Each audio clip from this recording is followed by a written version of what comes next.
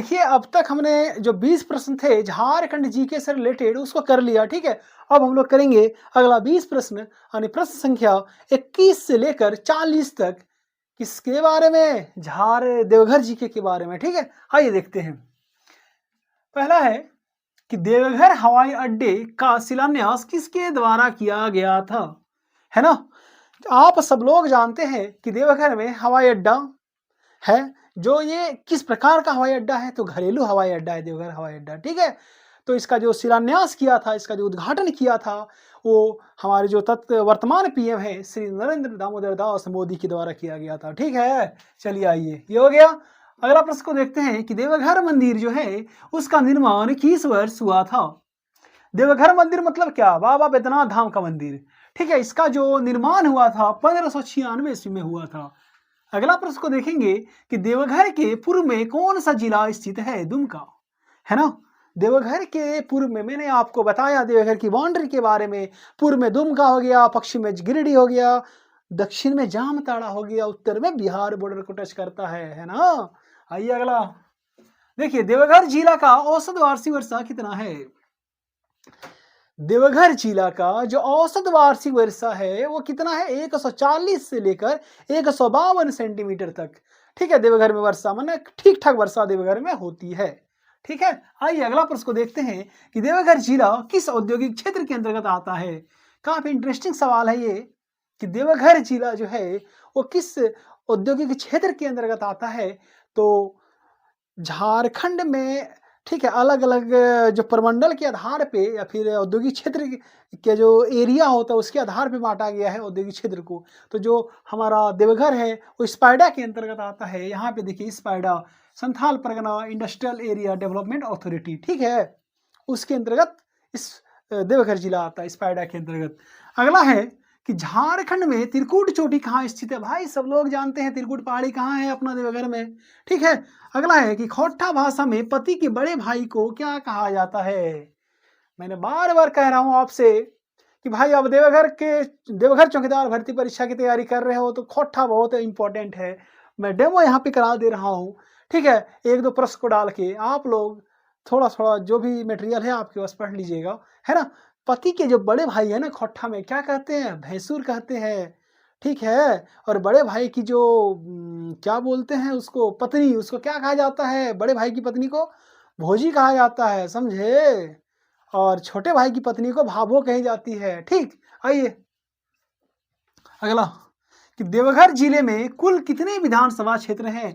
जैसे कि आप सब लोग जानते हैं देवघर जिले में, ठीक है, 3 विधानसभा क्षेत्र हैं। पहला देवघर जहाँ के विधायक सुरेश पासवान हैं, दूसरा मधुपुर जहाँ के विधायक हफीजुल हसन है जो झारखंड सरकार में अल्पसंख्यक कल्याण मंत्री हैं, और तीसरा जो विधानसभा क्षेत्र है वो सारठ है जहाँ के विधायक उदय शंकर सिर्फ सिंह उर्फ चुन्ना सिंह है, ठीक है। आइए अगला सवाल को देखते हैं कि देवघर जिले के वर्तमान पुलिस अधीक्षक कौन है। भाई वर्तमान पुलिस अधीक्षक यानी एसपी जो होते हैं देवघर जिले के, कौन है?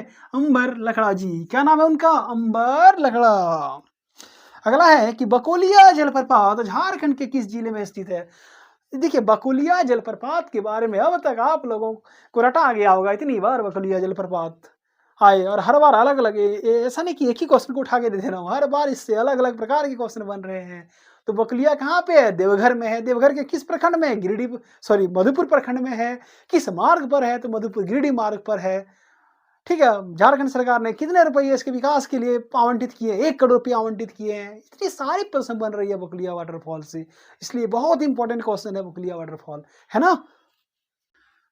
अब अगले प्रश्न को देखते हैं हम लोग, प्रश्न संख्या 31। देखिए किस नदी पर झारखंड का मसानजो डैम स्थित है। देखिए मैंने कल के वीडियो में चर्चा किया था मसानजो डैम के बारे में, जो मयूराक्षी नदी पर स्थित है, ठीक है। आप लोग मसानजो डैम के बारे में एक चीज और जानिए कि इन्हें कनाडा डैम के नाम से भी जाना जाता है, क्योंकि ये जो डैम है इसे कनाडा के सहयोग से बनाया गया था, ठीक है। तो किस नदी पर स्थित है मसानजो डैम? भाई मयूराक्षी नदी पर स्थित है। अभी आने वाले 1 तारीख को, जब 1 जनवरी को बहुत सारे लोग पिकनिक मनाने के लिए, ठीक है, यहाँ पे पर्यटकों की भीड़ लग जाती है ना। हजारों हजार पर्यटक पहुंचते हैं कनाडा डैम पर। आइए अगला प्रश्न को देखते हैं कि देवघर किस लोकसभा क्षेत्र के अंतर्गत आता है ना? सिंपल सी बात है भाई, देवघर जो है ना वो गोड्डा लोकसभा क्षेत्र के अंतर्गत आता है, जहाँ के हमारे जो सांसद हैं भारतीय जनता पार्टी से संबंधित है श्री निष्कांत दुबे जी। श्री नहीं बोलेंगे, अब इसको डॉक्टर निष्कांत दुबे जी बोलना पड़ेगा, क्योंकि इन्होंने पीएचडी की डिग्री प्राप्त कर ली है ना? भले भागलपुर के हैं, ठीक है, लेकिन गोड्डा से लोकसभा सांसद है। देख लिए किस तरह बिहारियों का झारखंड पे कब्जा है, तो कहां से मिलेगा हमारे झारखंडियों को नौकरी, आप बताइए, है ना? जितना सीट निकालते हैं हमको लगता है कि 70% तो ये बेच ही देते हैं, ठीक है, दूसरे राज्यों को। अब 30% में जिनके पास टैलेंट है, अतिरिक्त टैलेंट है, वही पहुंच पाते हैं, ठीक है। झारखंड के जो गरीब बच्चे हैं वे नौकरी से वंचित रह जाते हैं, और यही 5 साल में, पिछले 5 साल में हो रहा है, और हमें लगता है अगले 5 साल भी यही होगा। इसलिए आप लोग 16 तारीख को भारी से भारी संख्या में राशि पहुंचे, ठीक है, और ये भ्रष्ट सरकार का, ठीक है, पोल खोल अभियान चलाएं। चलिए आइए, अगला सवाल है कि देवघर के किस धार्मिक स्थल को चैतन्य पीठ कहा जाता है, ठीक है। देवघर के किस धार्मिक स्थल को चैतन्य पीठ कहा जाता है, तो रामकृष्ण मिशन है। आप लोग देवघर में रामकृष्ण मिशन को देखे होंगे, ठीक है, तो उन्हें चैतन्य पीठ भी कहा जाता है, ठीक है। इसके पीछे क्या कहानी है, अगर ज्यादा जानना हो हमारे प्लेलिस्ट में आप लोग जाइए, वहां पे मैं देवघर जीके, ठीक है, के बारे में मैंने आपको पढ़ाया है, ठीक है, लगभग 1 घंटे की क्लास है, वहां पे देवघर जीके के बारे में ओवरऑल चीजों को पूरे एक्सप्लेन, मतलब विस्तृत तरीके से मैंने पढ़ाया है, ठीक है। आप लोग वीडियो जरूर देखिएगा। आइए, अगला प्रश्न है कि देवघर जिला का मुख्यालय कहाँ स्थित है। देखिए, देवघर जिला का जो मुख्यालय है ना, वो देवघर में स्थित है, ठीक है। आइए अगला, कि 2011 की जनगणना के अनुसार देवघर जिले में कुल कितने गांव हैं। भाई कल हम लोग बात कर रहे थे झारखंड में कुल कितने गांव है, कितने गांव थे झारखंड में, 32,615 गांव थे।